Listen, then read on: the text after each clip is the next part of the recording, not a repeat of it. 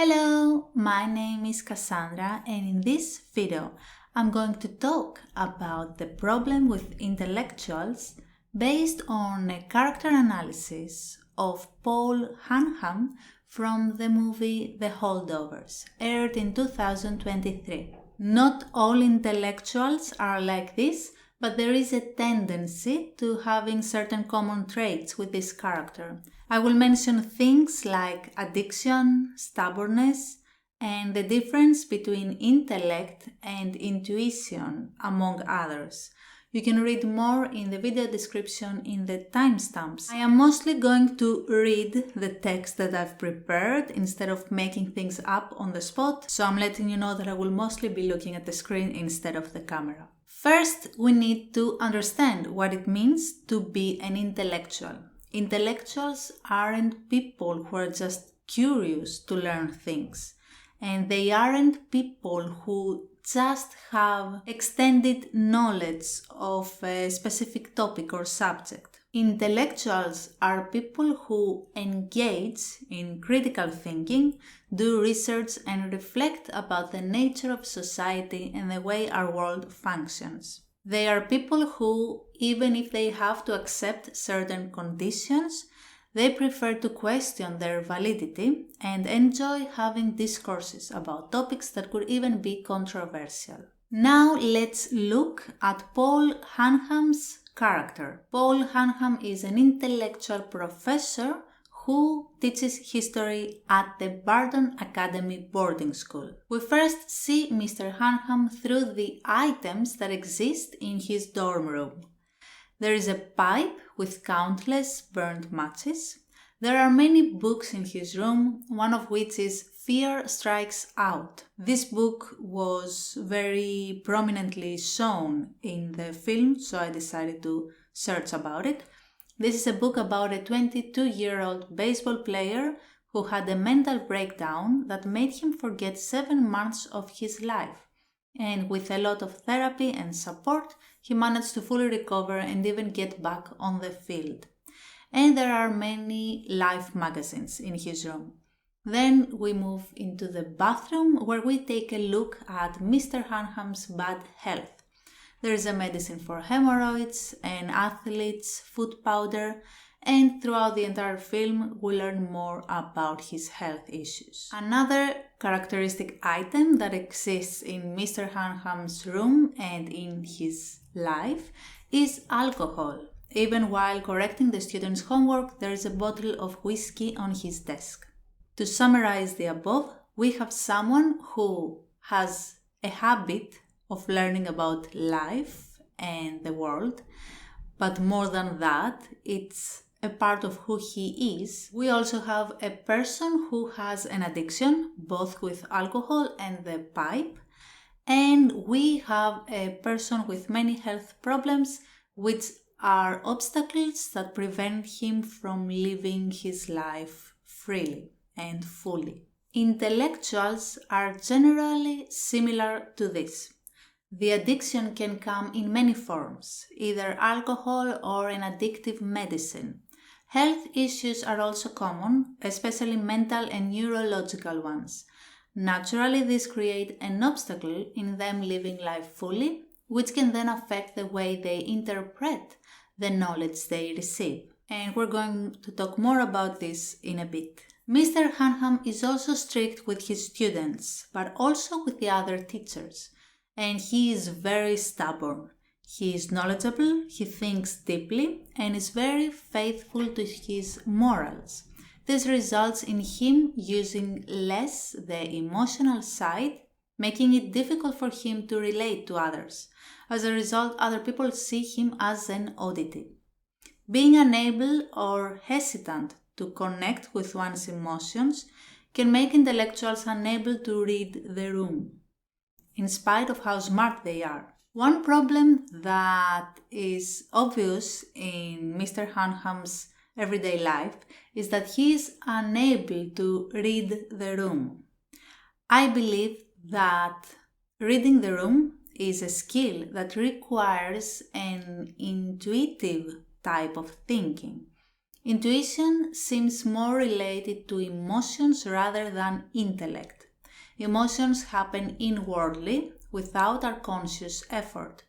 They can be sudden and explosive, or they can build up over time, like love toward a pet by someone who didn't like pets, or anger that gradually turns into hate. Intellect is something conscious and it's an active principle. Someone has to actively pursue it. Of course, reading the room can also happen in a conscious way.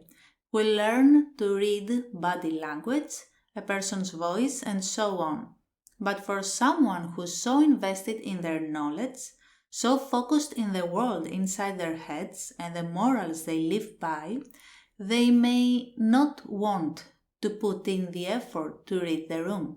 And this can result in living as an outcast or in being perceived as one. For most part of the film, Mr. Hunham is unable to relax. He continues his holidays the same way he would continue his working days, and he tries to pass this to the children as well, to continue studying, doing their homework as if the school was still open. He is a person who doesn't know how to take a break. Then he doesn't watch television at all. He sees no meaning in mindless entertainment, which can encourage other people's views of seeing him as an outcast. I personally encourage this specific behavior, but I am mentioning it for the sake of having a more complete image of Mr. Hunham. For Christmas, Mr. Hunham gives everyone the same gift. He has a whole box of meditations by Marcus Aurelius, and this shows another part of his character. He will choose the safe and trusted way. However, this also shows rigidness. Again, he is strong in his beliefs. He won't deviate from his way, but he also won't consider any other alternative.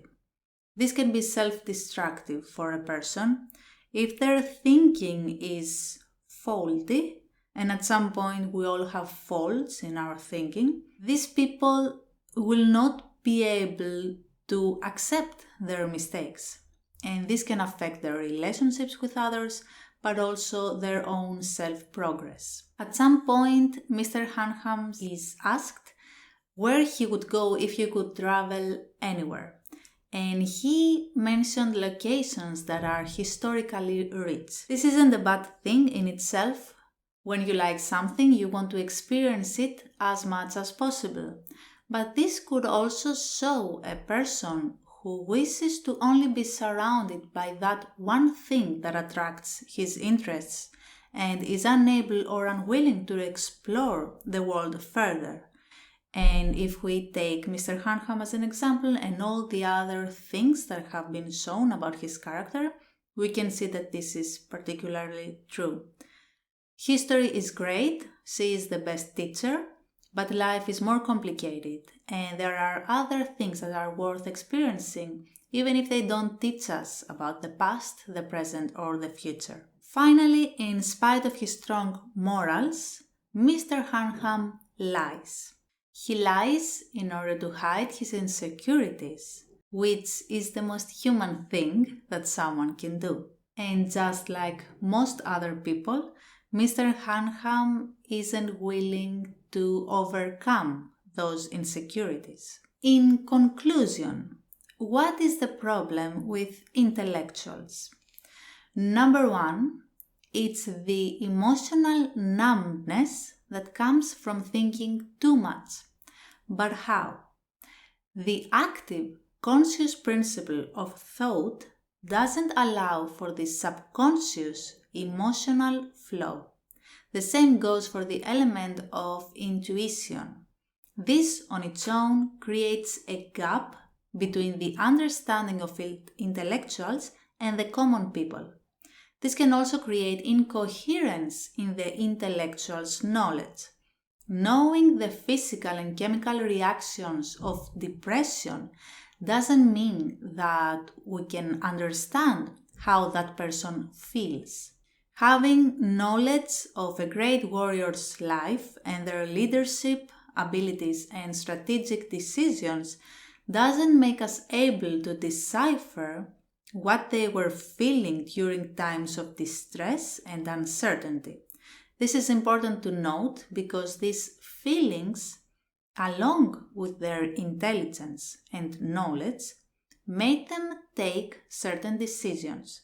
It's a mistake to believe that a leader has to distance themselves from their emotions. If it wasn't for those emotions and their empathy for their people, they wouldn't make the decisions that they took. Number 2, it's the rigidness that comes along with their beliefs, the stubbornness and the almost fanatic way of viewing their knowledge. This prevents them from building relationships with different kinds of people, and this further strengthens their stubbornness and rigid nature. Rigid people don't learn from their mistakes. Their certainty transforms into arrogance. If overthinking makes them emotionally numb, rigidness shuts down their physical senses. They cannot hear and they cannot see what goes against what they believe in. Number 3, it's the intellectuals' beliefs about their own identity and self-worth. This was not portrayed in the film, but it's based from my own observations. The reason intellectuals feel overwhelmed when they have too many options in front of them is because they are afraid of making a mistake. It's the thought of choosing something that is less than something else. It's the fear of not choosing the best. It's because they've placed so much value in their thinking and knowledge that making one mistake, one wrong decision may actually shatter their own identity and who they think they are. Number 4, one final problem with intellectuals is passiveness. This is a combination of the rigidness and the fear of making a mistake.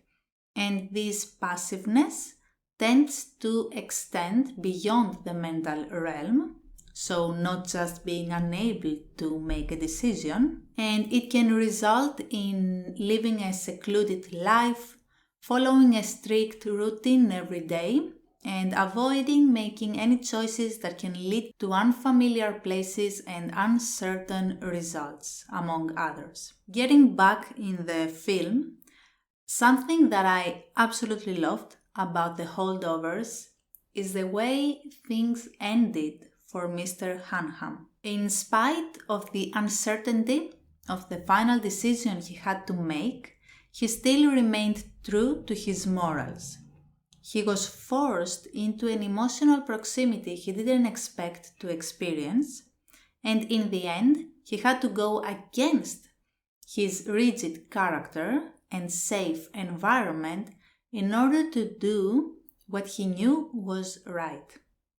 The uncertainty of the future for Mr. Hunham was one of the most shattering experiences he had to face, and it will be the biggest and most fruitful lesson that life could ever teach him.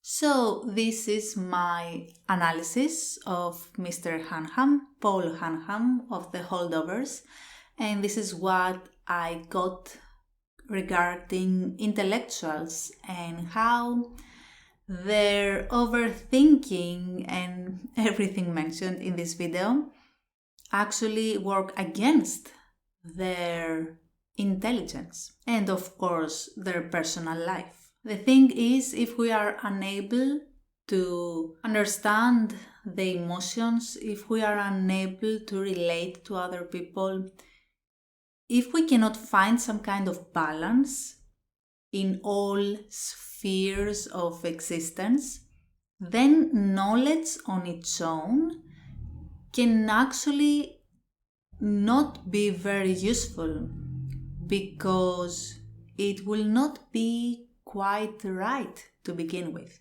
Just like with the example about depression, would an intellectual be able to help someone by simply telling them what to do and not giving them any emotional support? No. even if their advice was correct, that yes, getting out in the sun, taking vitamin D, these are some things that can help in the hormonal level of a person. But having emotional support is extremely important for someone to overcome a specific problem, and even more so a very serious one like depression is. I hope you enjoyed this analysis, and feel free to tell me your opinion about it and what you think is the problem with intellectuals, and what's your opinion about Paul Hunham's character from the Holdovers. Actually, when I watched this movie, I thought it was much older than 2023 because of the color hue of the film and the way it was filmed. It was very successfully made. It really looks like it's an older movie taking place in an older time. If you enjoyed my video, please like and subscribe for future content, and let me know if there's a specific movie or a specific character that you would want me to analyze in the future. And I will see you again in the next video. Bye bye!